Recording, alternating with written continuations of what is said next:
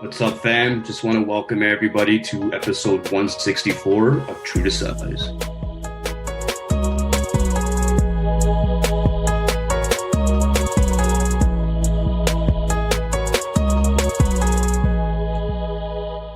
What's going on, everyone, and welcome to True to Size. We are a weekly podcast centered around the wild world of sneakers.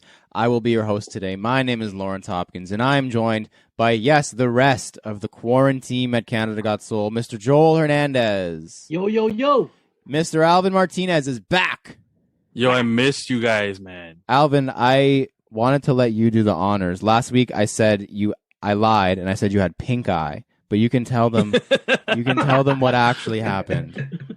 I sort of had pink eye, and I was at the hospital, but that was because my daughter Penelope was being born into this world. So that was my absence. So thank you guys for the support. Yeah. Thank you, Lawrence, for letting me take the day off, even though I booked it off kind of late. We don't have paid sick days, so it's fine. It doesn't affect me. Just like the Ontario government, we do not have paid sick days at True to Size. Anyways, yes, congratulations, Alvin, Penelope, Sasha, the whole family. We made sure to cover your ass while you were being lazy on the couch. I'm sure that's all you were doing. Shout out to Calby and Chris for jumping in. That was dope. To have the two lesser of the traffic boys jump on to try and live up to the highest of the traffic boys. But anyways, we're also joined by no big deal, but you've probably seen his work in your favorite sneaker shop. Hey! Because on the list of great graphic designers, his name is near the top. Oh. Our homie is fresher than a new pair of socks. Say what up to Jeff, better known as Shoo Box. Oh! What's up, guys? Thanks for having me. Jeff, we appreciate you being here, man. You've been, I think we first got introduced to you, I think it was last summer. And if that's when you started, you've come a long way. But I think it was last summer we first got introduced to you. I think Alvin and you connected over the summer, and Alvin bought us some gifts from you. And the rest has been gravy. Yeah, man. He did, yeah. It was actually very early on that Canada Got Soul started supporting me, which truly blessed by, because I feel like being followed and talked about by you guys really helps kind of jumpstart you as anyone in the sneaker community. You guys have such a good community built around you, a good foundation that people are yo, if CGS is talking about this guy, he must be something, so I really appreciate that. And I think it was last, I want to say September ish or so.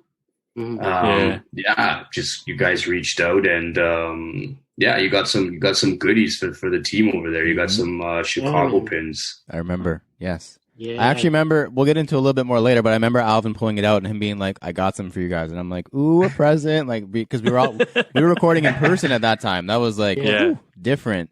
But he pulled it out and gave it to us. And man, the wow factor was there, bro. It was seriously, everyone's seen sneaker pins, but this was something different about this sneaker pin. We'll get into it all later. But yeah, that was, I was just remembering how it all got started. I was it was Alvin. Shout out to Alvin. And we'll cut you the check later for the generous plug of saying how great we are. We'll make sure you get your royalties for that. I'm just speaking facts. Don't worry. Yep. That's in his contract, everybody, to say that. But anyways, we've got a great show for you guys this week. In the fire round, we discuss going halfsies. This week in Kicks sees the roles reversed with a lawsuit against Nike. Ooh. And we're going to talk board games and NSR. Board games, because we're all bored, baby. And then we're going to get down and dirty with the homie Jeff, starting with a run through 21 Guestions, the return of every reseller's favorite game. Joel? How much is that? Hey, didn't skip a beat. And then dive deep into what got him into sneakers, how he found his way in design, and what made him want to start his own brand. But first, Joel. Wait, hold on. Fire round. Hey! Echo. Oh my god, that was terrible. I missed the button. You missed the button. That's probably going to be the name of the podcast. Easy buttons here. That's the theme. That's the theme of the podcast for the 164 episodes. I missed the button. Yes, the fire round. We like to start every show with a quick hitting question from you, our listeners. And this week's question comes from Joel. Make sure you keep that button ready for how much is that? Because that would sound pretty cool. Yeah. That's not for like an hour, but make sure your finger is not going to miss it next time. Cool. Yeah, man. This week's question comes from Sneaker Life Husband, good friend of the show. Aaron. And he says, hi guys, fire round question for you. With resale prices for Grails and some shoes hitting all-time highs, many people are priced out on some shoes they might want. If you knew someone was your size and you both wanted the same shoe, would you consider going halvesies on the shoe? Each of you can take the shoe for 6 months out of the year and can both split the resale price later if you decide to sell it, or one person could just buy the other person out if they wanted out of the little partnership. Curious to hear your response. Whew. So I can start. That's a deep question. It is a deep question because I feel like at first glance, it's like that's the most ridiculous thing I've ever heard. When I read it, I was like, Aaron, like, come on. But after thinking about it a little bit more, I was like, maybe there's something here. Because, like, yeah, it's stupid. Like, but shoes are really fucking expensive now, man. Like, a lot of the shoes that everybody wants are above $1,000, and a lot of people are not willing to pay $1,000 for a pair of shoes. Realistically, if you spend, let's say it's a $2,000 shoe, each of you drop $1,000 on the shoe. If you spend $2,000 on a shoe, how many times a year are you going to wear that shoe? 4 times? 5? 10? Even 10 times. 10 times is not even once a month. Mm-hmm. If it's split 6 months out of the year, what's the difference? You know? Like if you have it from August to December, I don't know if that's it's June to December, and you're going to wear it 10 times, that's more than once a month. You get the same amount of wear. You can still wear it your 10 times. It's just you only can wear it 6 months out of the year. I don't know. I have some more stuff to say, but I'll leave it at that for now because I just don't think it's as ridiculous as it sounds on the surface. We'll say that. But Joel, let's hear what the OG thinks about splitting shoes. Something I never thought we would ever have to talk about. Man, when you read that question out loud, I was the same thing too. Like, Aaron, what kind of question is that? But I don't know, man. I don't know if I could do it. Like, you know what I mean? Like, I don't know if I could pull the trigger because you'll be like, you don't want to be that guy that's always like, okay, how are you wearing the shoe? Okay, like, okay, look, you creased the shoe. Like, you know what I mean? Like, all nitpicking and stuff like that. And I don't want to, you just don't want to be that person. Like, you know what I mean? Even though you're going halfsies on it and then you just don't know. Like, you know what I mean? So I don't know. I don't think I'd be able to, I wouldn't be down. You wouldn't be. Joel's a no. Joel's not even just a no. Joel's a hard no. I'm a no. Yeah. Alvin, what are you thinking here? I mean, it's definitely an idea for those individuals who don't mind sharing their sneakers. Me, for one, I mean, I'll share everything with you, yo. My food, my house. I'll even let you drive my fucking car. Oh yeah. Oh yeah. But don't. You're not touching my sneakers. And if it's a shoe that is that much, it's probably like Grail, like quote unquote Grail status for me. Yeah. And any shoe that's Grail status for me is a shoe that I don't want anyone else touching. Like if I'm putting my foot in it, no one else is putting their foot in it. Yeah. You know what I mean? And it's just like, yo, honestly, I agree. Prices nowadays are ridiculous, but at the same time, if you really want that shoe, you sell your shit and get that shoe. You know what I mean? Like, yeah. You can make all the excuses you want, but really and truly, if you want that shoe and it's 2Gs, like you can make that 2Gs, bro. Like go sell some shit. You know what I mean? I mean, it's a dope idea. It's just not for me. I'm a hard no. That's like a no look pass. Like, yeah. Agreed. Ain't nobody touching my shit, bro. Like, I don't share my shoes, bro. So that's more so because for both of you guys, you don't want someone else wearing your shoes. It has nothing really to do. I probably won't even wear them. I'll probably just leave them in the, like, you know what I mean, in a nice case, like a fancy case or something. No, I'm rocking my shit, man. I'm rocking I don't give a fuck how much I pay for it. If I paid that much for it, I better fucking rock it. Oh hell yeah. And it's just like, man, if I gotta worry about the shoe the next 6 months. Yeah. Nah, bro. Especially if the guy you're splitting it with has the winter months, you're like, bro, you better. I was thinking that when you were describing you're splitting the months, I'm like, who's gonna get the shit end of the stick and get the winter months? For real. Or COVID, and then you can't even go outside. True. Yeah. That would be really good for the other guy. You're like, yeah, bro, you can have it for the whole pandemic. Go ahead. 3 years later. 3 years later. Don't say that. Don't say that, Jet. Take that out of take that out of the universe. Cut it out. Don't say that. Jeff, are you in with the idea of going halvesies on a sneaker with somebody? Grail status sneaker. I'd have to say that I'm not in on it. I feel the same way. Like I'm super particular about like how I store them. Like I have shoes that are like super old that just like look brand new because like I clean them all the time and stuff. I think the only way I'd go halvesies on it is if it was strictly for investment purposes. I was going to ask that.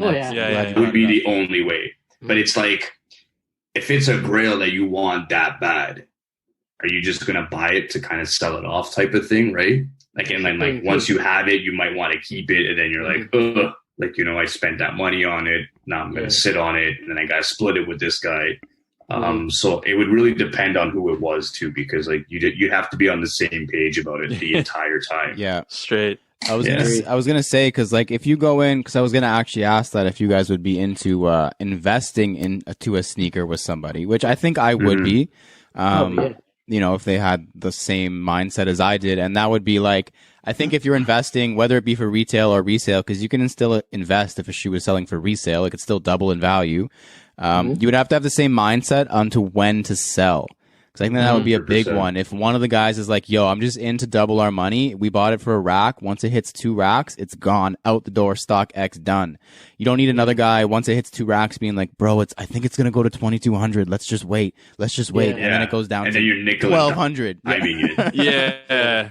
I think you would have to, it would be difficult for sure. But yeah, it's something in there. Hey, it's a team sport sometimes. So who knows, right? Yeah. Maybe just not for owning it to wear it. Facts. But a good question nonetheless, Aaron. Oh, great question. It's thought-provoking for sure, because I'm sure there's some people out there who would be into that. Just, I don't think it's for me, for the same reason for you guys. I don't want someone else wearing my shoes. I'm too particular. If I'm going to dirty it, I'm going to dirty it, you know? Yeah. Exactly, We're not going to dirty it. I'm going to dirty it. Yeah. I'll get mad at myself if I scuff it. Exactly. Yeah, straight and up. then you feel okay blaming yourself. I've Alvin scuff my kicks and be like, hey, Alvin, by the way, you kind of like you left them a little bit dirty this time. Like, no, man, no. Aaron, thank you for the question. That was a good one. I like that. If you would like to submit a question for the fire round and have us answer it on the pod, please shoot us a message on Instagram or email us at canada.soul@gmail.com. Next up is the CGS Picks. Each week, we all pick an upcoming sneaker to analyze, dissect, and give our thoughts on. Then we decide if it's poop, scoop, whoop-de-whoop, or Alvin's trademark phrase, he's back. Super cute. I will say, Alvin, that Joel filled in for you on all your parts, all your roles last week. He killed it. Knocked it out of the park. He killed it. I listened to it. He killed it. Last week, I did not know that he had the echo machine, so maybe he could have killed it just a little bit more. He's taking over. He's going to take over. Bro. At the most ridiculous times, I have a feeling we're going to hear that echo machine. Like, for sure. Talking about something super serious, and Joel's going to echo. And I was also, Alvin, going to let you go first for this week in kicks. Or, sorry, the CGS Picks last week, but you actually didn't show up. So I'm going to go first. That's okay, man. I'm going to go back to going first. My pick this week this is crazy, Shoo. South Park collaborating. It's been so long. How has no one collaborated with South Park? Straight. South Park collaborating with Adidas, who is killing it with the collaborations, on the Campus 80 in a Towelly edition. Whew. So for any of the people who I love South Park. I'm not as into South Park as I am to like The Simpsons. So, you know, I'm not like one of those every episode know what's going on kind of guy. But if you like South Park, you know who Towelly is. He's basically a towel, an actual towel who likes to get high. He has a very funny and high voice. And Adidas is releasing a shoe dedicated to Towelly for 420. So that's April 20th. That's a couple weeks away. Hey, the entire upper, it looks like Towelly, man. It's like a light violet terry cloth upper with white accents.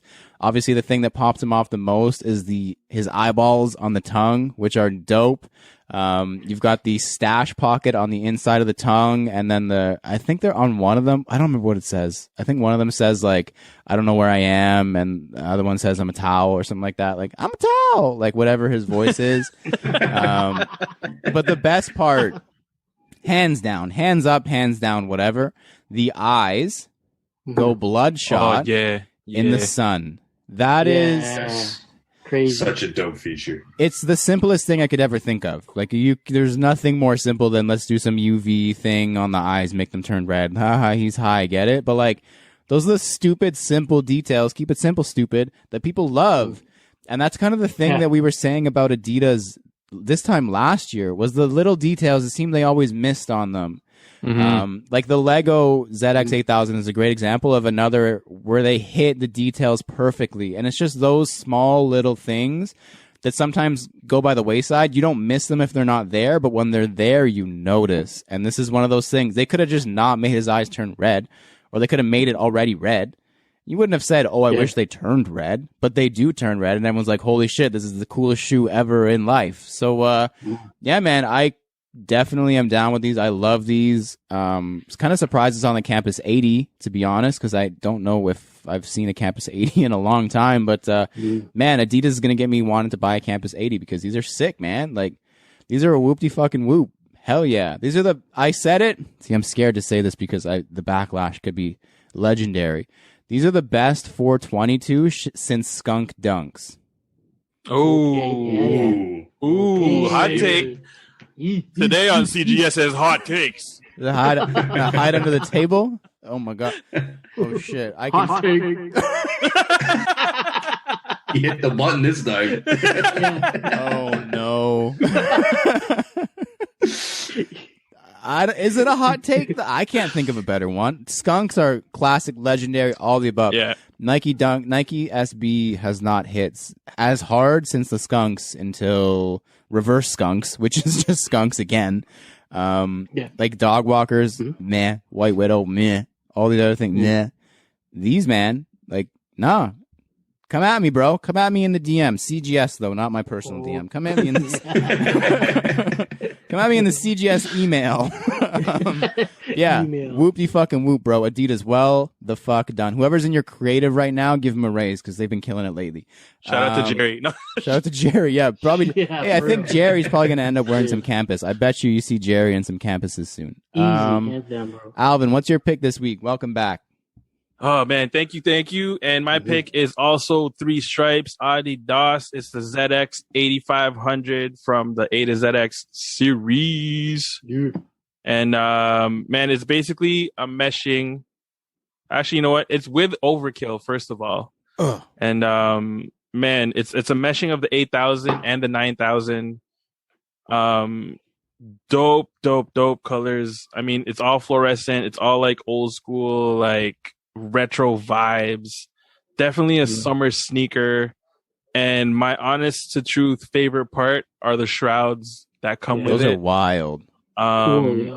They remind me of the Make Way Co. ones that they sell. Shout out to Make Way. Oh yeah. But yo, these ones are dope, man. It comes with like a black one with like a Volt or yellow like graffiti on it, and it also comes with like a Volt one, and then there's a pink one from what I can see in the photos.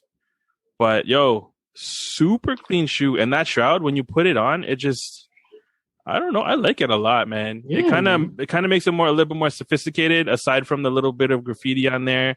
But the details, like Lawrence was talking about details, yo, the details on this one are crazy. It's got Overkill on the toe box. But not just, I'm so sorry. Not just on the toe box, but it goes from the mud guard up to the toe box. Yeah. Bro, that is so money. And it makes no sense why, but it's so cool. And like even on the tongue, they embroidered the trefoil on there, and on the other side, it's like the graffiti for Overkill on it.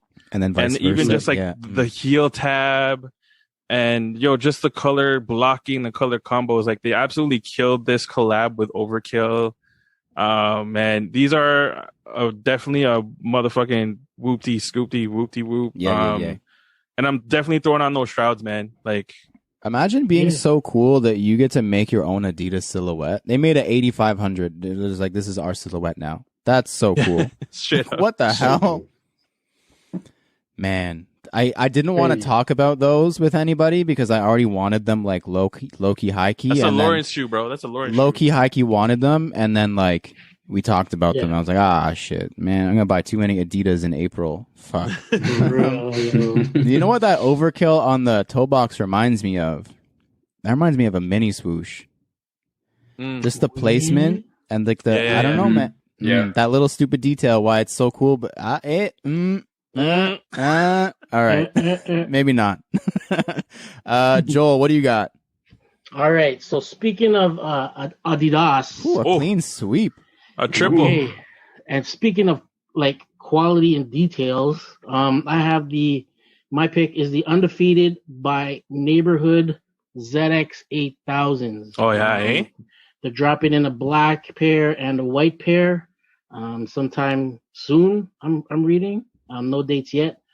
But the details in these, oh my gosh. Like the upper is like a woven ballistic mesh kind of thing.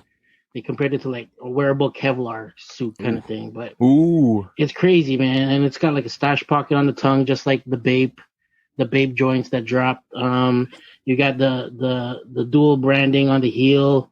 You got the Undefeated strikes and the Neighborhood logo. And the other detail that I found out, like just by looking at the picture, it's got like on the midsole, it's got like a webbing kind of thing molded onto the onto the midsole. And I read somewhere on the internet that it resembles the Dellinger Webb. He's a designer for Adidas, and it's supposedly like a running. You'll find them like in the forums, like even the old school running shoes, like that webbing on the midsole, and it's sort of like their technology back in the day, like in a running shoe, it'll propel you kind of thing, and just to add that onto the shoe, it's just like an ode to like some OG kind of good shit. So this shoe, like I'd like to see more pictures. Right now they just took pictures from the Neighborhood dude over in Japan, and it's just him showing the different colors of the shoes, like the black pair and the white pair, and it's just a heel shot. But you got the overkill on the tongue. It looks like 3M galore on the shoe. But yeah, need to see more pictures, but these are definitely a whoop-de-whoop for me. I don't have a reason. We did this before on the double, triple, quadruple, septuple collaborations where it's like Bape Undefeated Adidas, Bape whoever Adidas, all these people Adidas. I don't know why I don't like it. It seems weird to me because I would rather Neighborhood collab separately from whoever, you know what I mean? Like, I want more. Maybe that's what it is. I just want several different collaborations rather than one. Because I feel like you see each brand individually more when it's done like that. Like when you had the Bape Undefeated Superstar. To me, it looks like a Bape Superstar. And they put an Undefeated logo on it. You know what I mean? Like, and if you did an Undefeated Superstar, maybe it's like a military green and orange. Superstar instead. Maybe it's that. I don't know. I don't have an actual reason. It just always has been a little bit strange to me. That's just my 2 cents. I feel like it's because they're all homies, yo. Like, whoever owns Bape, whoever owns Undefeated, and whoever owns Neighborhood, they're all tight. So it's like when we get a collab with Shoebox, Canada Got Soul like Shoebox, and then a shoe brand. I mean, that's what's gonna happen. It'll be the Canada Got Soul Shoebox, and then whatever shoe brand wants to fuck with us. So. Anybody. That's what it is. Give me anybody. It's open season. Let's get it. Just saying. For all the brands listening there. K-Swiss, what up? How you doing? What are you saying, bro? What are you saying, K-Swiss Canada? Jeff, what do you got for us this week? So I'm gonna let you guys take the 3 Adidas and stick with the 3 stripe. Fair. And I'm gonna go, and I never know how to say this brand's name, but it's the collab with the Jordan 3, the Maniri. Manier. Oh, there we go. Clearly, I didn't pass French. I just said it confidently. I don't know if I said it right. Hey, man, it sounded right to me. There's just something about like this. Well, first of all, the Jordan 3 silhouette, I love. I've always loved it. But yeah, going like the fact that they have their kind of aged look already on the new sneaker, I think is super dope because a lot of people now are just like doing those treatments to their current shoes, and it looks good, right? So the fact that they're already coming out with it, they got the pre-yellows, like, you know, midsole and everything, and the eyelets, and just like the premium materials that they're using on it too, like the white leather, they got the gray suede on the toe box and everything like that.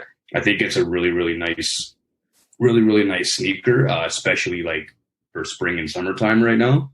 And they've got almost like this, the heel's like this like deep purple, which like works really well with the white, gray, and the sail. Like it's just like such a nice color combination.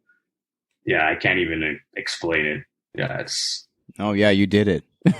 Yeah, I tried. Like, I still want them. I still want them. So yeah, I'm in on the love fest for those threes, bro. So I know it. I feel it. They're nice. Yeah, they're these might be. I think these might be the ones that we may have to go halves on, right? And then you get them on the weekends, and I get them during the week. Hey, they're already yellowed and dirty. So I mean, hey, if there was a shoe, fuck no. I'm hoping for retail because it looks like they're doing a Ma Manier exclusive. So only through the web store or the shop or whatever. So maybe that increases your shot. Who knows? No sneakers drop usually means we'll have a better chance. But man, I am all the way in on that. April is gonna suck for me. I just realized how many pairs are coming out this month. Yeah, crazy. Yeah, that's great. Oh man, that's a great shoe. Damn, fuck, that's annoying. All right. Well, I just had to calculate in my head really quickly how much I'm going to spend in April. Sorry. Next up, This Week in Kicks. This is the part of the show where we discuss the current headlines and happenings in the world of sneakers. And this is crazy because coming off of a week where Nike sued somebody for copyright infringement, the tables have turned, my friend, and Nike may be getting sued by somebody for copyright infringement. Woo! Take that, Nike. How the turntables. So recently, Nike unveiled their Air Force One Experimental. I don't know if you guys saw those or not. They're not a nice Air Force One. They're kind of ugly to me. Whatever, to each their own. And they're meant to look kind of like a shipping box. They've got like a shipping label on the back, like taped on the heel kind of deal. And that shipping label, I tell you, it looks a lot like the USPS shipping label. And you know who noticed that it looks like a USPS shipping label? USPS. US would be right. Yes, that's correct. So yeah, they obviously are not happy about it. They're claiming that if Nike does not scrap the shoe, or maybe, I don't know, give them some money, that would probably help. Then they're going to have to pursue some legal action here. So apparently, I read this up. USPS does not make any money from tax dollars. They only get money from people using USPS. So anybody who gets paid by USPS or works at USPS really relies on people paying their money to ship something through the United States Postal Service. Sorry if we haven't specified what that was yet. It's kind of like Canada Post, but in the U.S. It's U.S. Post. So yeah, they're really not happy. You know, they don't make a whole lot of money to begin with. I know there was a huge issue with them getting funding from the government when the pandemic started. There was a big concern that they were going to have to shut down, which is really major. But yeah, so they're not happy. A rep from USPS said this is an unfortunate situation where a large brand such as Nike, which aggressively protects its own intellectual property, I like that they threw that in there, has chosen to leverage another brand for its own gain. The Postal Service is disappointed in Nike's lack of response to repeated attempts to come to a solution. The Postal Service will take whatever actions it deems necessary to protect its valuable IP rights, intellectual property rights. It'll be interesting. We'll see. Maybe this is a Heineken 2.0, Heineken Dunk 2.0 situation. Freddy Krueger Dunk 2.0, except the shoe's ugly, so maybe not. Yeah, we'll see. I think it's really ironic that it came a week after the huge backlash, which apparently Nike was successful in against the Lil Nas X Satan shoe. Apparently Nike was successful in their endeavor to stop Mischief and Lil Nas X from producing the shoe. I think the shoes have already been shipped and sold, so I don't know what they're really trying to do, but yeah, apparently Nike was successful, and now Nike is not responding. Nike is leaving USPS on red. So we'll see how that goes. We'll keep you guys posted on any information regarding that. That's some interesting news. I like that. Next up, previously in Kicks, this is the part of the show where we review our latest pickups and recap the latest happenings from our sneaker lives. And let's have Alvin go first because he had a week off, so he's got to have a lot of stuff to talk about. Man, so other than P, when we got home from the hospital, other than a child, when we got home from the hospital, the Adidas fam like sent a crazy ton load of stuff. The first things they sent were the ZX Fury and another pair of the ZX 9000s, which are the mock ones. So the ZX 9000 mock are essentially a black sneaker with a white midsole, but the stitching on them makes it look like a moccasin. But the dope details about it is on one foot, the stitching on the toe box, the pattern is a Z, and on the other shoe, it's an X, which is like stupid little details, bro. Yeah. I'm like, bro, this is such a plain sneaker. It's dope. Quality is amazing, whatever. Meh. And then I saw the details and I was like, bruh. I feel like we've really stressed on the details on this episode, and it just goes to show you like how far they actually go on sneakers. It's ridiculous, bro. And then they sent the ZX Fury, which was another detail-oriented sneaker. They did that shoe right. I feel like they meshed the two silhouettes well, especially since they're coming from two different brands. So the Reebok Fury and the ZX 8000, they basically meshed it into one sneaker, and man, like how they meshed it was so perfect, and the color blocking they did too was crazy. So basically the toe box is essentially the ZX. The mid part of the shoe is the Fury, but they also snuck in like 3 stripes there too, obviously because it's a mainly Adidas sneaker. And then bro, like super dope, super clean. And I tried the pump too on the Fury. It works. Nice. I've always wanted a pump, like either a Reebok pump or anything with a pump on it on a sneaker from Reebok. I've never had it. Now I do. And I've tried it. And it was dope because while my foot was in it, I felt it getting like snug. Yeah. And then there's a button you can press to release the pressure. Yeah. And all you hear is I was like, bro, this shit actually works. Yeah, that pump is functional, ladies, boys, and girls. That's a functional pump. Let me tell you. That is technology on a million. Bro, trust me. It made me so happy. They also sent over the Pharrell human-made Adidas Free Hiker, the all-black, like, the ninja shoe, bro. Lawrence and I are going to start hiking boys or whatever. We're going to start hiking like crazy. Like, not that we already don't, but now we just have more of a reason to because we got some dope sneakers. Now we look cool. Yeah. Oh, man. And then they sent over the crazy Simpsons collection. What? Crazy. That collab was dope too, man. I like how they did the tees. I like how they did the hoodies. Like super, super dope. And our friend Jazz got like one of the other dope hoodies. I think it's a donut, but it says Doh, D-O-H. And it's just super clean, super dope. And I keep looking to my right, but I think that might be it. When I saw you, you had a box full of stuff. Is that older stuff? I know you just picked up a bunch of stuff. Oh, fuck. Yeah. Yes. Sorry. No, there's more. My bad. There's a lot more. My bad. Look to the left, man. Yeah, you're only looking to the right. Left side. So, Big Brother Chris, a.k.a. Christopher.Chu on Instagram, leader of the Traffic Boys. Never heard of him. Sneaker podcast, aficionado. He hooked it up. Like he procured a discount code off of Adidas, and I was like, all right, dog. I struck out on everything else I wanted in the month of March, so I'm like, fuck it, I might as well spend the money. So I got those forums, the Orbit Gray Forum highs. I also got another pair of free hikers because apparently that's my new thing, hiking. And I also got influenced by Chris and Jerry Lorenzo and copped the Sambas, the vegan pair, because I'm not vegan by any means. I thought you were about to say I'm going vegan. Oh, what the hell? No. I love my bacon way too much, man. But no, that's it for real now. That's you think. That's it. But yeah, shout out to Adidas for all the love, and shout out to Chris for hooking it up too, man. With more Adidas stuff. Yeah, straight up. Shit, my God. Joel, anything for you in the last? Any babies for you in the last week? Any? No babies. No babies, yo. Nothing, man.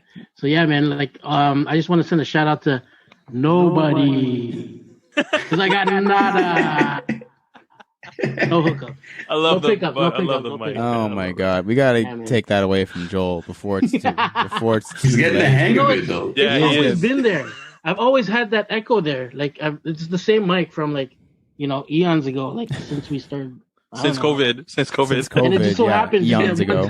that one time before we started the pod, I accidentally bumped it. I was like, whoa. Whoa, I'm in hear that? I'm in an aquarium. Whoa. Yeah, so for me, Adidas, Adidas, bro. They sent over the Harden Volume 5 in the Future Natural colorway, the black one. So now I have the trifecta. Bro, I want to play basketball so bad. I have so many basketball shoes to play and try.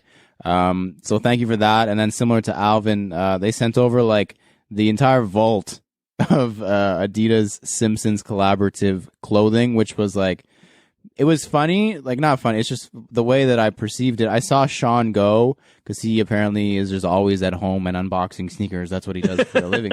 It's like 11 o'clock. I don't know. Does he live at the UPS store? I don't know. But anyway, it's like 11 o'clock. UPS goes to his house first in the morning. So he unboxed the Future Naturals. And I was like, oh, cool. That's dope. Anyways. And then I got a ship notification from UPS because if you get something delivered with your address, you get the email and it said like Adidas Canada has delivered a package. I was like, oh, cool. I got the Future Natural. So excited. Get home and pick up the box. And I'm like, heavy. What is this? Did they send me a size 22? Like, this is heavy and it feels soft. Like, is it soggy shoe? What's going on? And I opened it. I was like, holy crap. I didn't even know the clothing existed. And that's just my ignorance, obviously.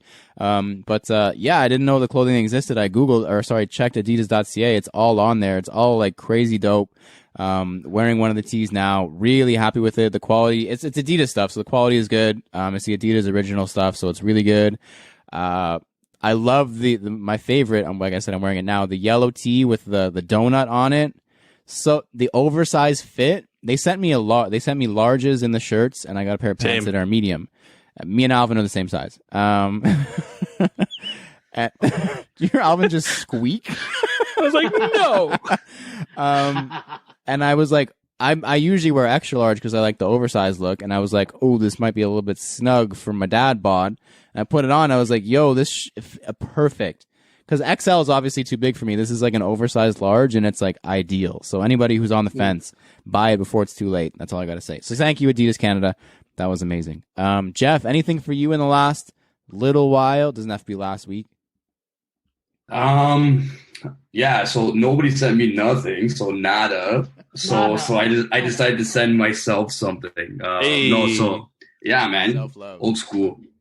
Air Max Day. So Air Max Day went ended up picking up the pre-days, which was really cool. Like when it first came out, I was like, wow, the silhouette's pretty nice. How are they in hand? And then the whole kind of like, they're premium. Like I love just the mix of materials and the fact that 20% recycled stuff. Love the lime green is like really, really nice with the black. I love it. There's only one downfall after holding it. It was just kind of like the way they did the air bubble underneath. Like it's gonna be super hard to clean because it's like there's like a hole and you're gonna have to like thread like a towel through there and kind of like floss it, just to kind of get it really clean. But just because it's exposed. But other than that, like it feels really good in hand. Great material, great mix of just kind of like suede and leather. I love it. And then just most recently too, I kind of had my eye on them for a little bit, was the Air Max 2090s. Not the original ones though, because the original ones I wasn't a fan of. Like when they came out last year, I was kind of like, nah, like I'm not feeling these. Like they look too futuristic. But they did the EOI. Yeah. And they kind of like threw in a mix of the 90s. And I was like, wow, this takes the 2090 to like a completely different level. Just kind of like bringing in the Air Max 90 Elements. So I had my eye on them for a little bit, and then they dropped on sale, and I was like, okay, I got to scoop them up. And of course, like the white, the purple, the black, I'm like, this is gonna go perfect with my retro Raptors jerseys. Hey, nice, yeah. So yeah, those are my two latest pickups. And yeah, need to take it easy, like you were saying, Lawrence. Like April's gonna be pretty bad, but my March was it was tight. April's gonna be bad, but March was already bad enough. So yeah, yeah, it sounds about like every single month. Yeah, I think that sounds familiar to me. Seriously. All right, next up, thumbs up, thumbs down. In this part of the show, we give our opinion on various sneaker-related topics with zero context or discussion. All we're allowed to say is thumbs up or thumbs down. And this week, I couldn't remember if anybody on the podcast had one because I don't want to insult anybody. A sneaker phone case. Sneaker phone case. Alvin. Up. Joel. Down. I'm also down. Jeff. I'm gonna say up. That was hard, yo. Like, Jeff was struggling, bro. Like, Jeff was no, really I was struggling because no, you can't explain. I can't explain it. I'm just saying. I don't want to know. I don't want to know. I cannot know. If anyone wants to know why Jeff doesn't like or does DM like me. sneaker phone case, DM at Shoebox _. He'll tell you all about sneaker phone cases. Next up, NSR, not sneaker related. We talk about sneakers a lot, so in this weekly segment, we're going to take 30 seconds out of the show to discuss something completely irrelevant to the world of sneakers. And as I said at the top of the show, board games. What is your favorite all-time board game? It's a tough one. You could really interpret this anyway. It doesn't have to necessarily be a board game. It could just be a game. You want to include Jenga, etc., into that board game umbrella, that's fine. I didn't think about this until right now, so I'm going to try and talk it out as long as I can while we all think. And I'm also not going to go first. Joel, what's favorite board game of all time from Joel? Oh, man. Of all time?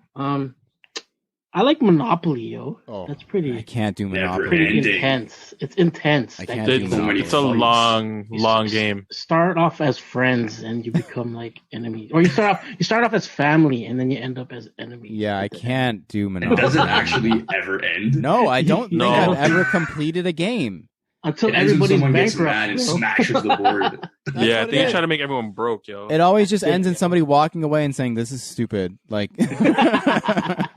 you own every property. I have like $3 left, but I just won't die. Like, kill me, just kill me. Let me die. It just, I don't know. Just own Baltic Avenue. Yeah, I can't. I can't do Monopoly. I'm sorry, Joel.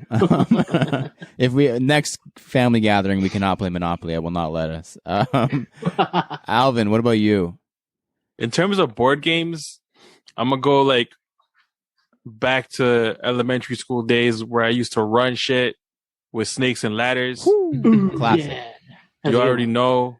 Hit me up if you want to face me. You already know you're gonna lose, so don't put money on it. Face him. But now that I'm an adult, I'm like heavily into card games. Even when I was a kid, I was heavily into card games. You know what I mean? Like Crazy Yates, Go Fish. Yeah. Heavily into card games. Heavily, bro. Heavily. Go Fish. You know what I mean? Go Fish, Crazy Yates. Like, Speed. yo, you got a Players clean dog or not? War. Man's playing like the easiest card game. Talking about really into card games. Or Spoons, yo. Y'all ever play Spoons? Played Spoons. Yeah. Spoons is crazy. That gets intense. You got crazy. yo. You play that with some adults, someone's gonna get hurt. I played for the first time a couple weeks ago. I was like, "This is psychotic." Well, why does it have to be a spoon? Anyways, go ahead, finish your thought. No, that's it. That's good, man. Card games. I'm all about card games, man. I can't believe you started it with "I'm so into card games" and then went straight to Go Fish. Go Fish. I'm waiting for like Texas Hold'em, I was gonna say poker, yo. Euchre, like anything that's like a little bit complicated. Man went straight to Go Fish. Like got any sevens, I'm a bro. simple guy, bro. I'm gonna go with. So if we're doing honorable mentions, I got to give one to one of the goats. Speaking of card games, real card games, Uno has to get the nod. Uno. But if we're going strictly board games, which I want to keep it to for myself, I'm going with Risk. Risk is a great game. That's one of those games that is also very long, but at least it has an end. If you haven't played Risk, it's basically war. You just fight each other with dice and stuff. It's a really, really, really fun game. A little bit of strategy, mostly just brute force. But yeah, man, big fan of Risk. All the variations: Game of Thrones Risk, Star Wars Risk. Give me Risk, man. Love Risk. Good, solid 3-hour game. Those are the good length games. Board game, yeah. Jeff, bring us home. I'm also huge on cards. And not Go Fish. Like for I'm real. talking like real card games, like Euchre and Brisk and like all that sort of stuff. But sticking with board games, I think honestly I'm gonna have to say Catan. Oh yeah. It's kind of flies under the radar a little bit. A lot of people think it's like super nerdy and stuff, but yeah, it's for me it's kind of like a better more sophisticated version of Monopoly. It is. Right? Yeah. So yeah, and then they have all the expansion packs on it, which kind of like makes it a lot better. And you don't end up fighting at the end, which is Monopoly is just friendship, family ruining, like don't talk. Like if you're in a relationship and you want to break up with them, you'd be like, hey, you want to come over and play Monopoly this weekend? And then it's over. That's you showing them like, yo, like honestly, like yeah. As soon as they see the white box, they're like, no, I'm going home. That goes with friends too. Like if your friend says, yo, come over, play Monopoly. Oh shit, this friendship is over. I thought we had something going, but I guess Canada Got Soul's breaking up. We're playing Monopoly this weekend. What's crazy is I have so many versions of Monopoly in my house. I have like Simpsons-opoly, SpongeBob SquarePants, Canada, like so many different Monopolies, and I hate it so much. I hate Monopoly. Yo, they need to make, and I shouldn't even be saying this and putting this out to the universe, but they need to make a sneaker-related Monopoly, man. Straight up. Have those grails right at the end, Yeah. And then you get your beaters, your everyday ones at the beginning. Like, yeah, instead of condos, it's like sneaker shops and shit. Yeah. Why not, right? Boom. Got the check, yo. Bam. Man, if only there was like a designer that we knew who could like make maybe a render or something. Like that would be man. It's already in the works. Like who knows? Maybe. Imagine how dumb a designer would have to be to give up his design right before he's done. Anyways, I love board games. Let's play board games. Next up. All right, we're gonna get right into this, man. We got Jeff here from Shoebox. We are amped to have him. Like I said, first got introduced to him last summer, during the pandemic, no less. Shout out to Jeff for being here. Jeff, when we have a guest, we like to start it off with what we call 21 Guestions. How it works is you have 21 questions. You're just going to answer them as quickly as possible. There are no right answers, but there are also no wrong answers. Are you ready? I'm ready. Question number 1, red or blue? Red. Question number 2, air or boost? Air. Question number 3, original boxes or drop fronts? Original. Question number 4, pineapple on pizza? Yes. Hell yeah. Question number 5, crew socks or no shows? This is a tough one. It depends on the shoe, but these aren't the hard questions yet, Jeff. I just want to let you know. Okay. I'll go no shows. Fair enough. Question number 6. What is the capital city of Newfoundland? Oh, no idea. St. John's. Question number 7. What sneakers did you wear today? I wore my Nike offline mules. Oh yeah, what a shoe! The best COVID purchase. God, I'm so happy with spending that $200 on those sandals. Yeah. I cannot tell you. Question number 8. What color belongs on every shoe? Oh, black. Oh, did you say black? I thought you said what? Yeah, black. No, black. I thought you said what?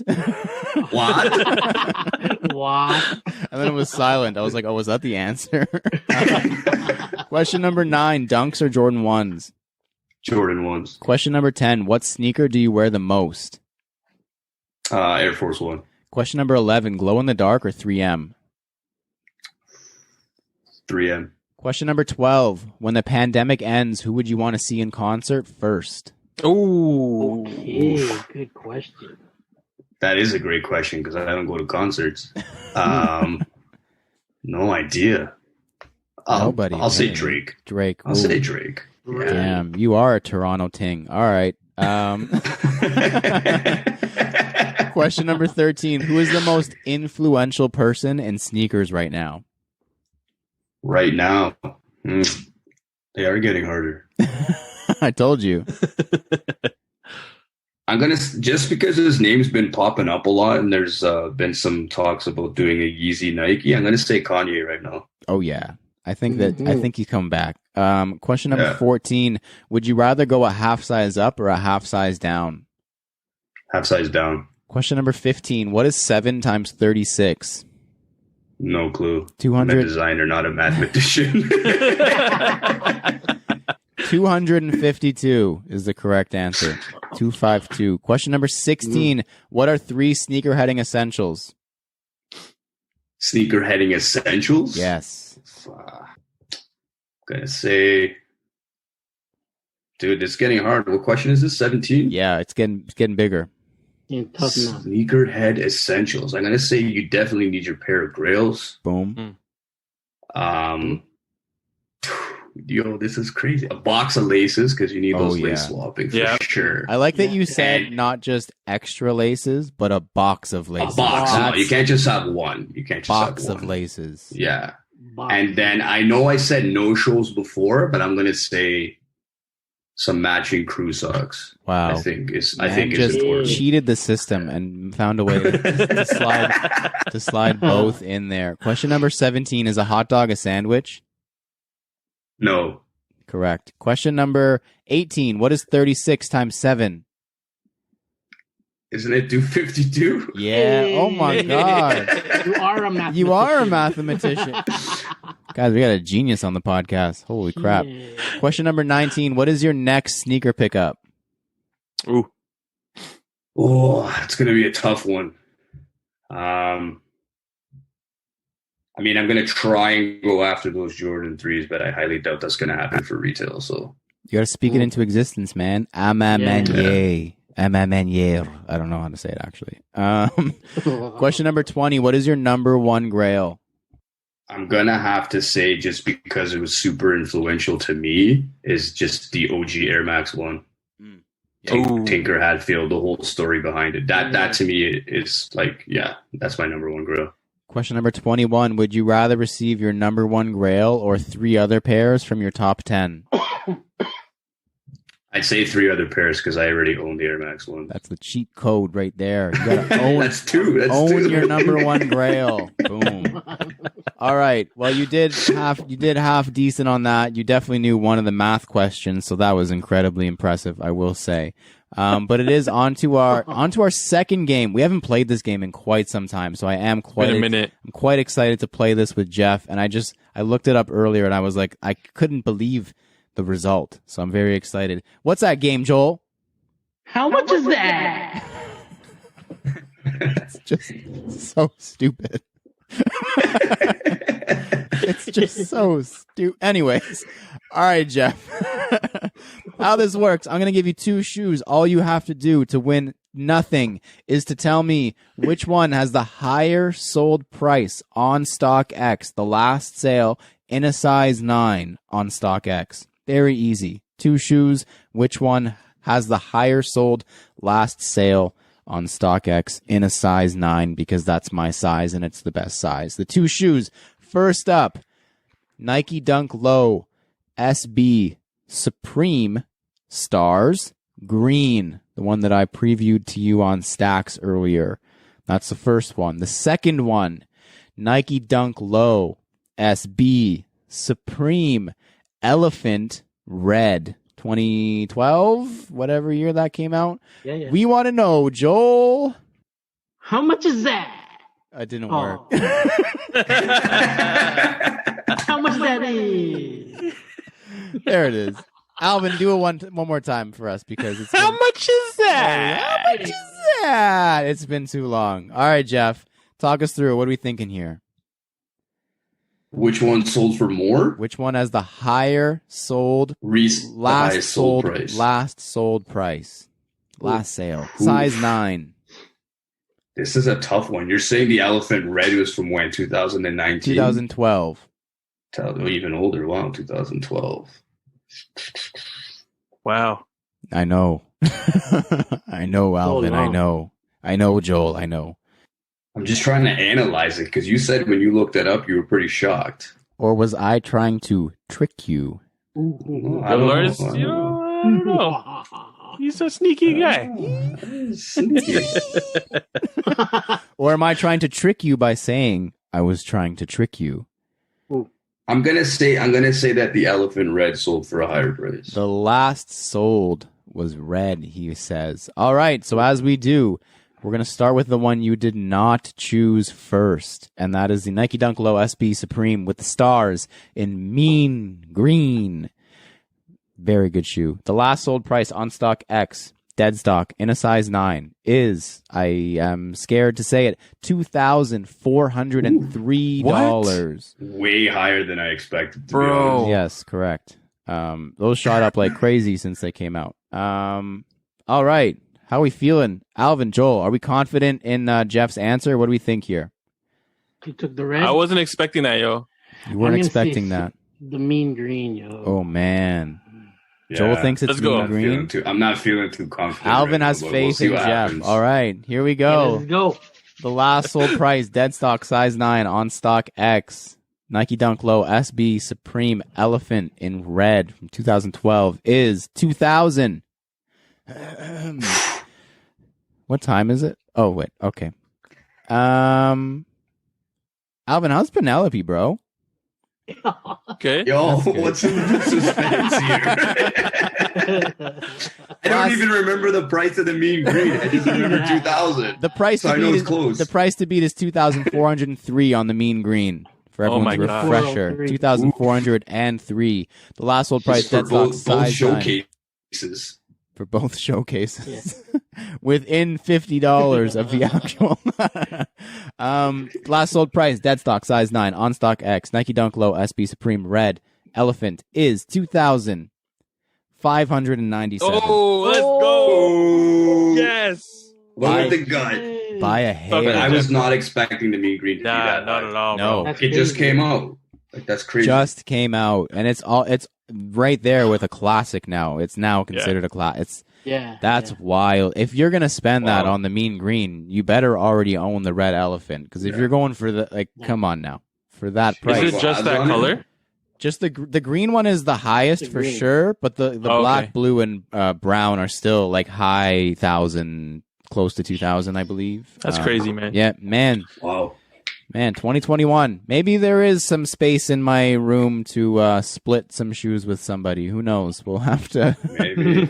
Anybody size 9, let me know. All right. Well done. Very well done. What a great return to how much is that? So before we get into some more about the brand and the designing, Jeff, what got you into sneakers in the first place? How did you get started in this very expensive and annoying passion?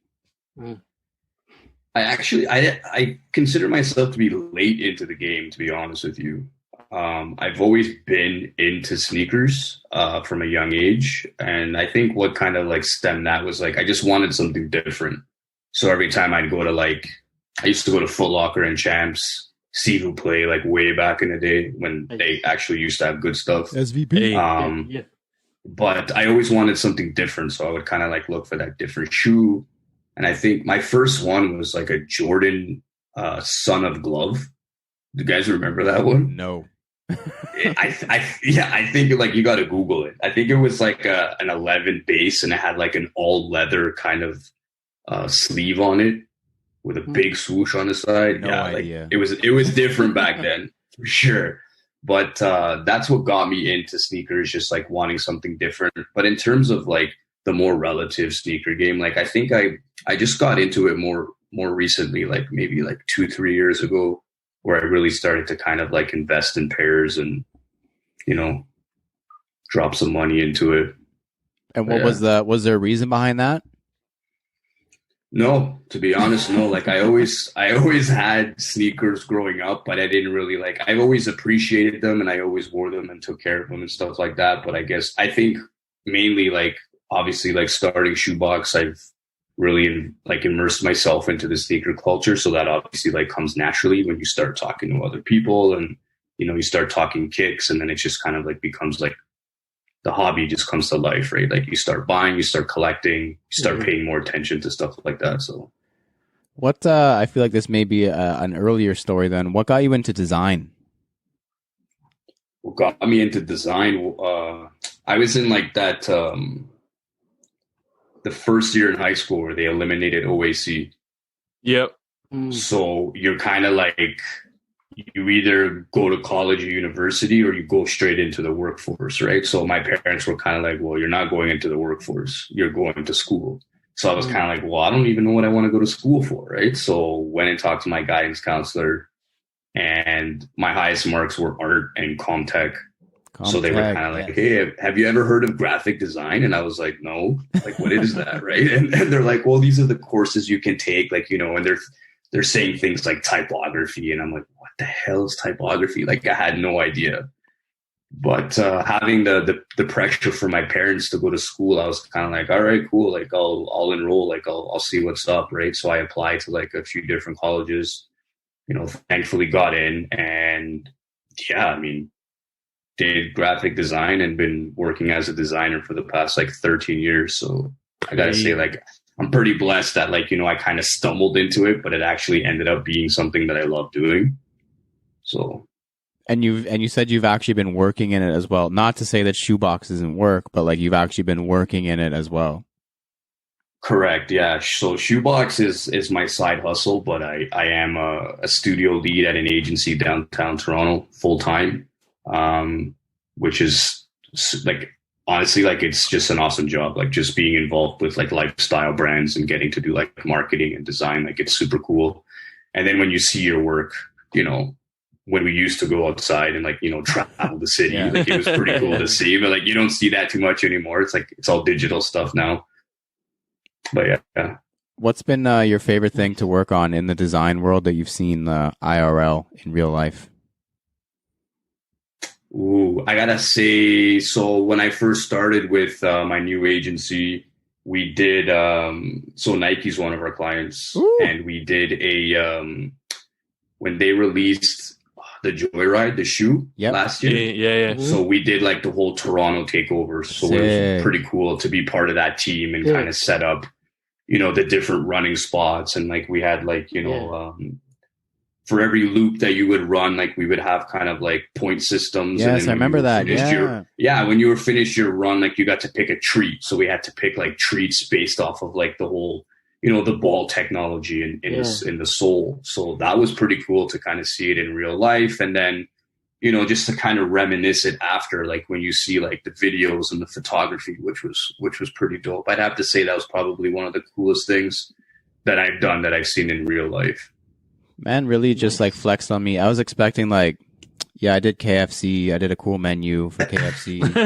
I really like, and then he's like, actually, Nike is my client. Yeah, no, and that's kind of like the benefit of like working for these like Toronto agencies, is you do get to work with these bigger lifestyle brands, and to be part of such like a big team that's, you know, it takes a big team to even execute something like that. So. No, that's dope. That's really fucking cool. Cool. So we've mentioned it a million times now, but just give like us a little rundown of like the brand. Give us a little preview of like what Shoebox is, how you started it, what you want it to be, the whole brand image, what you want. Like, just give the whole synopsis for us.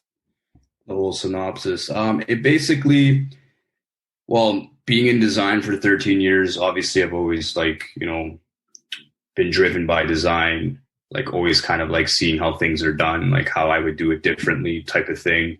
And I've always had like a passion for sneakers. And then during, I guess, when COVID all started, really saving on commute to work, like, you know, realizing I have like 3 extra hours a day. So I'm like, like, what am I going to do with all this time? Right. Sleep. So yeah, no, there's no time for sleep. So it actually started like last year, Air Max Day, where I drew the Air Max 1 London. I kind of posted it and I was kind of like, hey, like, this was cool. Like, I really enjoyed drawing it. It really like allowed me to escape from what we were just getting into, not realizing like, you know, what it was going to become. And I posted that one, and then I just kind of like, you know, started illustrating other silhouettes and posting them just to kind of see like what people thought about it. And then, then I just started thinking, I'm like, what can I do to kind of elevate this page for it to be like more than just just artwork. I'm like, I want to be different. There's a lot of people out there who are doing sneaker art, and I love and respect all their pages. I think their work is all dope to see everyone's different styles, but I'm like, I kind of want to be a little bit different. So my production background, I was kind of like, what can I make? What can I do here? So I looked into just transforming one of my illustrations into a sneaker pin. Just so happens that I love pins. I collect pins. I don't even know how many I have anymore. Love it's crazy. Pins. There's no reason why, but I love them. I don't even wear them, which is funny. Like they're in a drawer in my room, and they're just all there, right? Yeah, but it's in a box. Yeah. If anything comes with a pin, I'm buying it for the pin most. Yeah, it's just like that. It's that factor, like that little detail that we were talking about before, right? Yeah, so I kind of started it off with the 50 pins of Jordan 1s. So you guys have the OG pins. Oh, we got a limited edition. OG. Oh, crazy. So that one day when Shoebox is huge, you guys can look back and just be like, we have the original pins. What do you mean when? It's already happening, real time. Mine's already on StockX. I made mine in NFT. What's it going for? Retail. Yeah. Mine is an NFT already. Amazing. NFT. Yeah, so then I just started kind of just developing the pins, and then obviously wanting to take it to another level after that. And that's when I kind of introduced the whole giving back to the community, which I think is super important.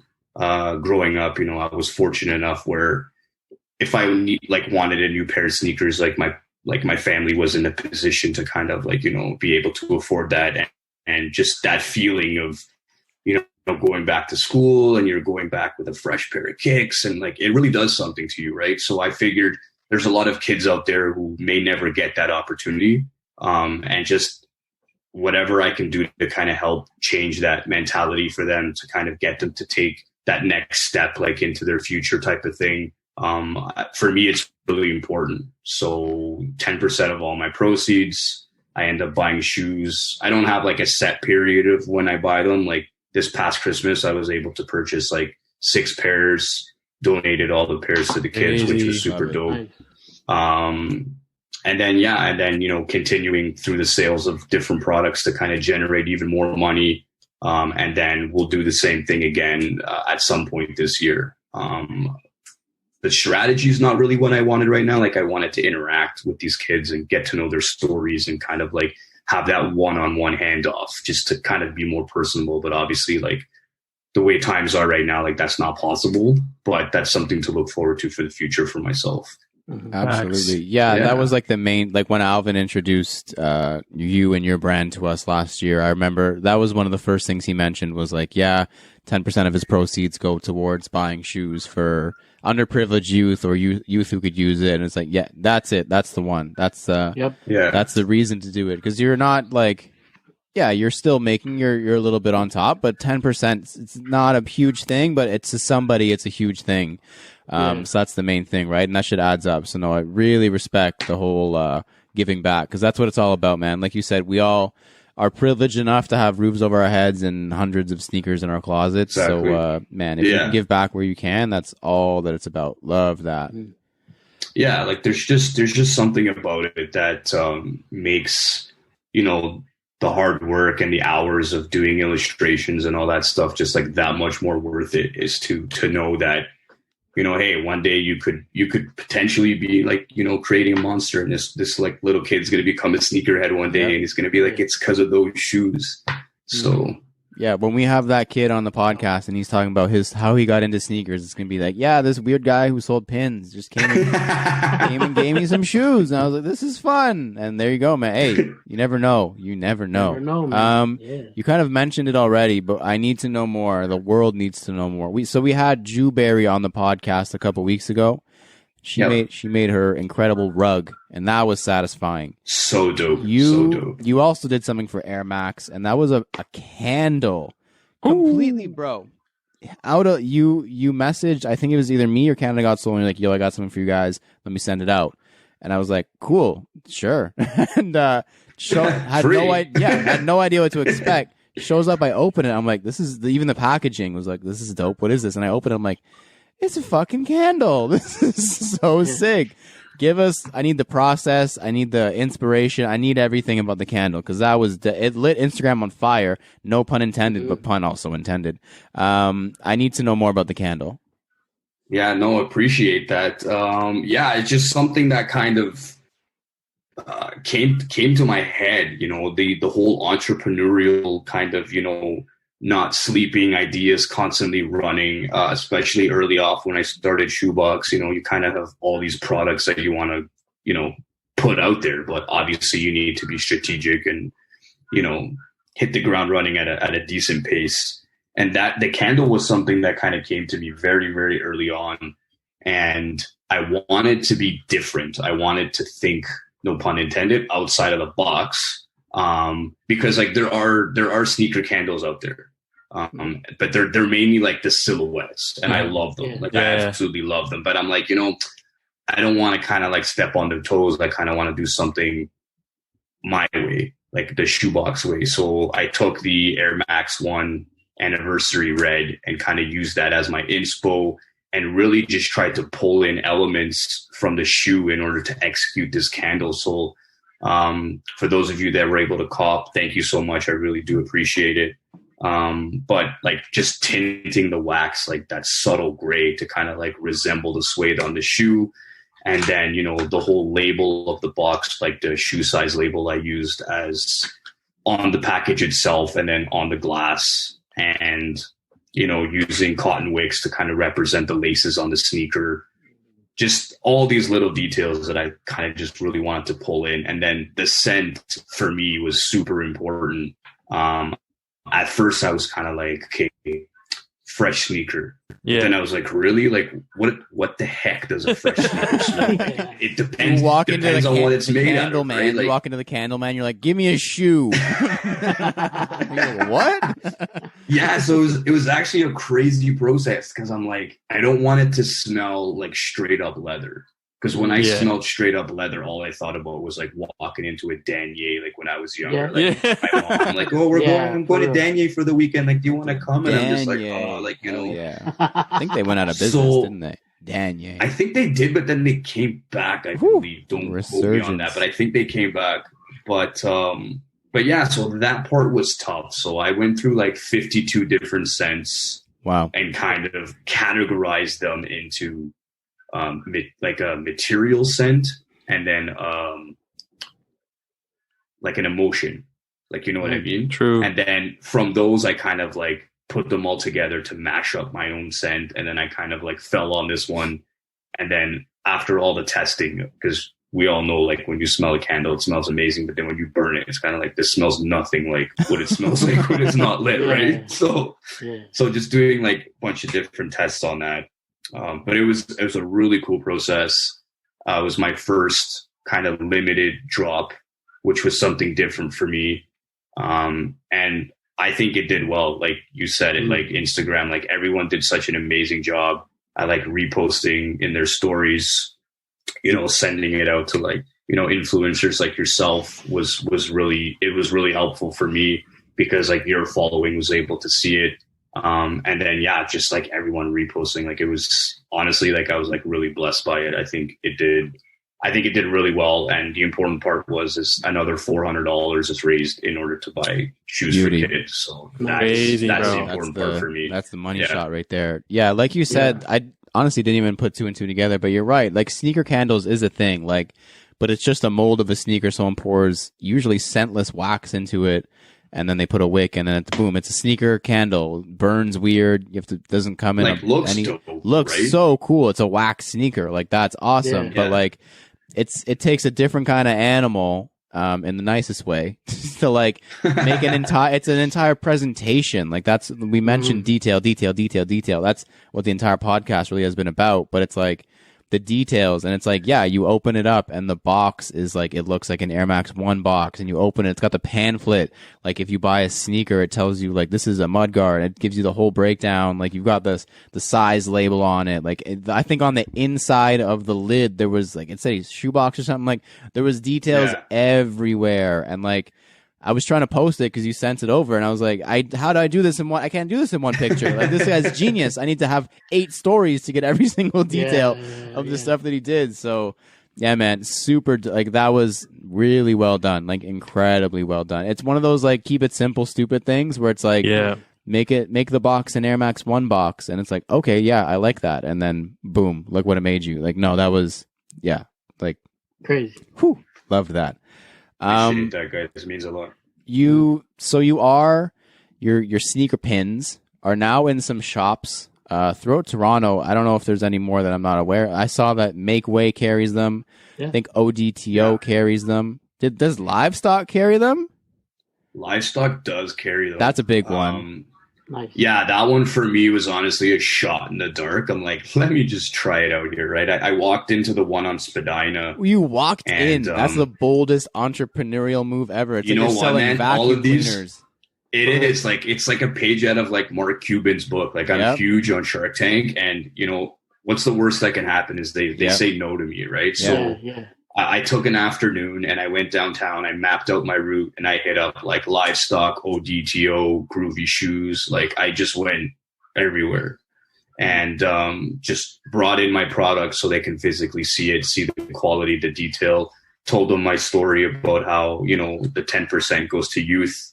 That's basically like, that's my mission, right? Like that's the whole kind of drive behind doing this, spreading awareness. And luckily the manager was working that day, and she's just like, yeah, like, you know, here, I'll give you the buyer's information. And I was kind of like, okay, cool. Right. So like I go home, I send this guy an email or whatever, and then I don't hear nothing for weeks. And I'm just, I'm not surprised. Like, you know what I mean? They're a big time store. It was a long shot for me. But then, out of the blue, I just get like this response saying like, yo, dude, I'm so sorry for the delay. And I was like, yo, what's up? This guy actually emailed me back. Right. So I was like, sick. So then like we start talking or whatever. And then he's like, I love the product, love the mission behind it. He's like, I want to put it in all 4 of our stores. Crazy. So, we're in the Roncesvalles, Spadina, and then we're in like the Vancouver store. Let's go, bro. The other one is in Winnipeg. Yeah, the Peg. So super proud of that one. But like all the stores I've been able to get into have just been, you know, being myself and calling these guys, or just walking in and just being like, hey, like, this is me. This is what Shoebox is about. You guys want to take a chance on them, right? So, yeah. Nice. That's, I expected the story, because even, like, I think, I could be wrong, I think Make Way might have been the first place that I saw your stuff in. I think it was like when when me and Alvin went to the, like the opening or like the pre-opening thing, and we looked in the little display case. I was like, oh shit, look at that, huh? Like that was like that. That's pretty cool. The sneaker pins. Yeah, I know sneaker pins. And then I was like, that's really cool. And then I saw ODTO post, and I was like, oh shit, that's cool too. And then I saw live stuff. Not to take anything away, Make Way, my favorite store in the city. I don't care who knows it. Hands down. ODTO is like incredible. Like that's a world-renowned place. But Livestock is like a tenured brand that's been around, that has collaborated with Adidas, that has 4 stores across Canada, that has a following globally, who was like, yo, your stuff is cool, let's put it in the store. And I was like, damn, that's a big one. And it kind of leads into my next question. What's been the coolest part so far since you started Shoebox, like this whole journey? And it could be having your stuff in retail stores, but what's been the coolest thing so far for you? I think getting into these retail stores is pretty cool. Again, not to take away from any of them, because like to me they're all equally important. They all go to the cause, but like you said, Livestock is like, everybody kind of knows about Livestock. So that, and again, for me, that was a long shot. So I'm super proud of getting into Livestock. But I think the coolest thing is just people reaching out and people referring to me as Shoebox. Like a lot of people don't know what I look like.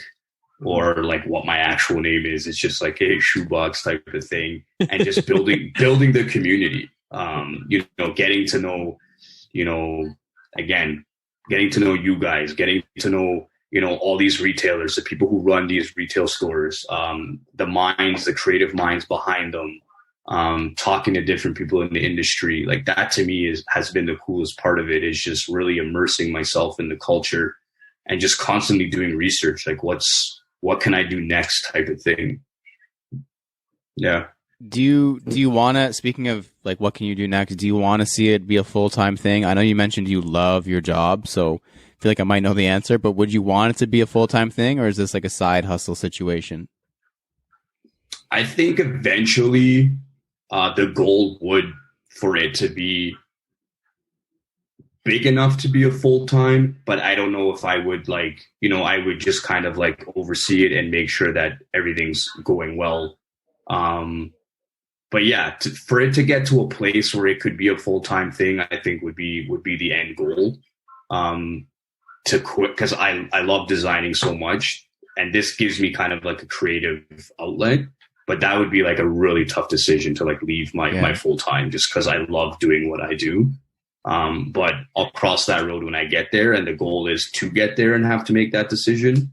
Yeah, so it's a shitty decision to have to make, but that's a dope decision to have to make as well, because a lot of people dream of even having the opportunity to make that decision. So amped for you. You've come a long way in less than a year, or around a year, so that's crazy.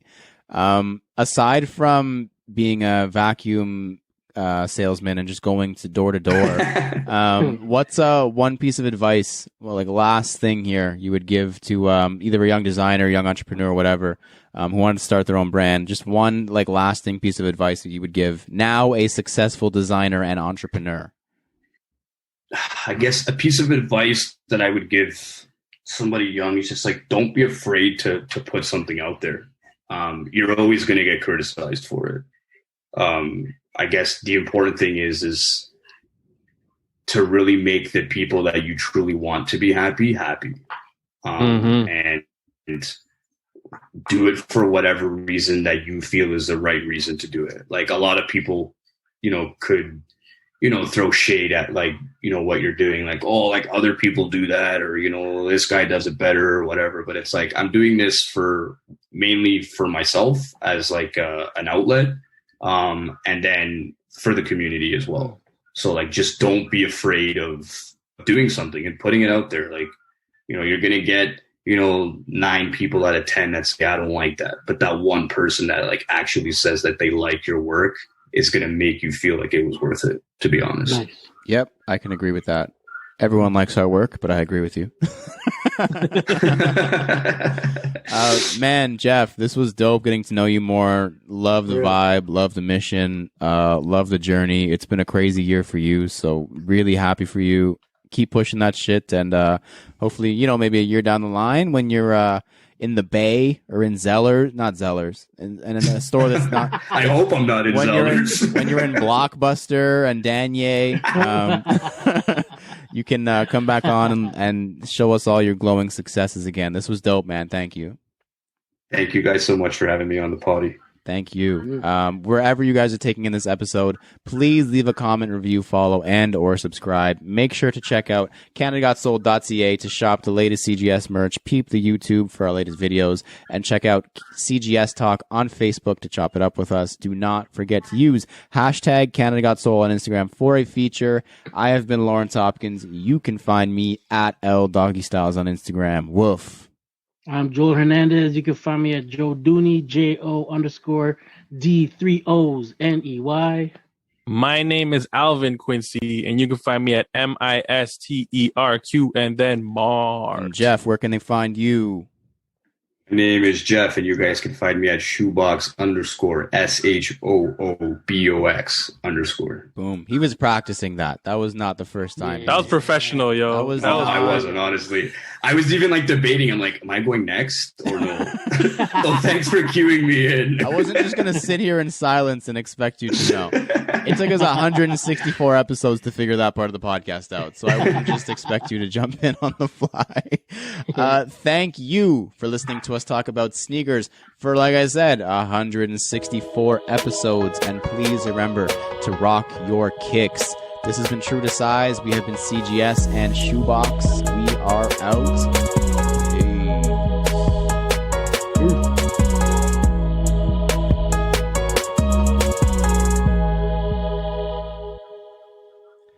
That was fun. That was good. That was very good. That was dope, good, bro. bro. Oh, yeah. Thank you, guys. That was honestly such a cool experience.